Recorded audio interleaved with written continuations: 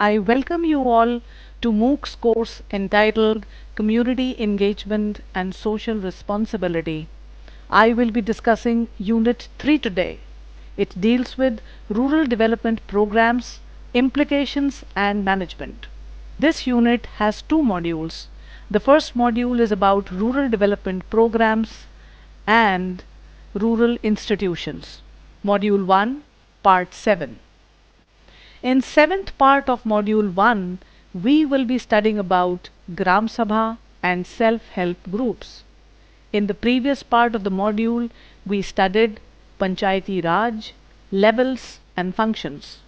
Here is a table you can see on the slide which chalks out four different ways from which maybe Gram Sabha or Panchayati Raj or local self-government can generate funds. First is from local taxes. So anything that you buy, produce, consume, whatsoever, it has taxes on it.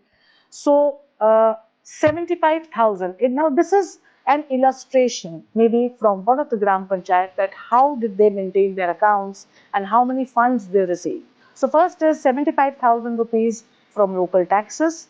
Then 1,50,000 amount they received from government. 25,000 rupees they received from donations. So you have several people now. For example, you have rural tourism, and there are foreigners or maybe there are researchers visiting the villages. So they give donations. So in that case, maybe they have shown it in their accounts that 25,000 rupees of donation they received, and income from other sources. So other sources would be like, for example, local uh, collection in local temples, local markets, and place of pilgrimage. So these are other sources. And these sources help in generating funds and help in the development of the local assets. Maybe you have temples or you have marketplace or hearts, etc. I already told you that Panchayat Samiti, which is also called as block level Panchayat, is viewed by different names or is called by different names. The nomenclature is like, for example, in Andhra Pradesh, they call it as Mandal Praja Parishad. In Gujarat and Karnataka, they call it as Taluka Panchayat. In Maharashtra, they call it as Panchayat Samiti. So whatever may be the name, what's there in a name, but then at the end of the day, they are vital coordinators between the villagers and between the government agencies. Coming to the last important body is SHGs, also called as self-help groups. Now, what are self-help groups? Self-help groups are informal association of people who come together. So here, generally, we talk about women. So let us say 12 to 20 women who are unemployed and who have who have skill, some skill. Maybe they can stitch clothes, maybe they can paint the pots, or maybe they can weave, anything, any skill of them. So their skill set is used. They all come together and with a common objective. And here it's written on the slide homogeneous. That means their need is common. That is, they are poor, they are skilled, but they want to alleviate their poverty. So what do? They come together, they generate funds somehow, they pool in their small amount, whatever they have, and then there are bank mitras available. So bank mitras are coordinators between banks and SHGs.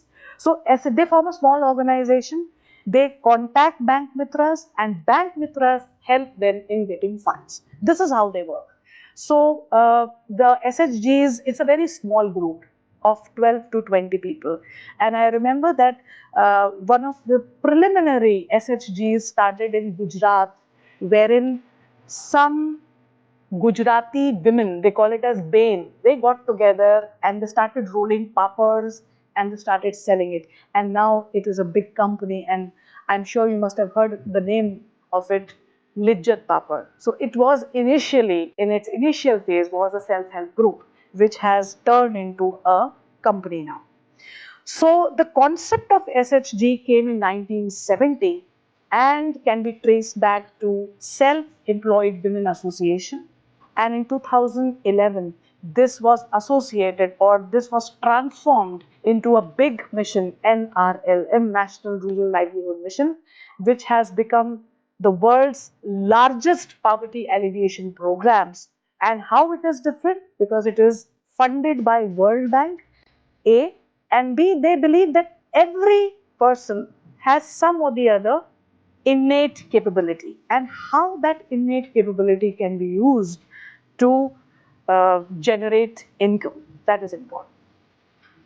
Coming to the administrative structure, as you can see on slide, we have union government or the central government, under which comes the state government, then you have local government. So Panchayati Raj, Gram Panchayat, all of them are a part of local government.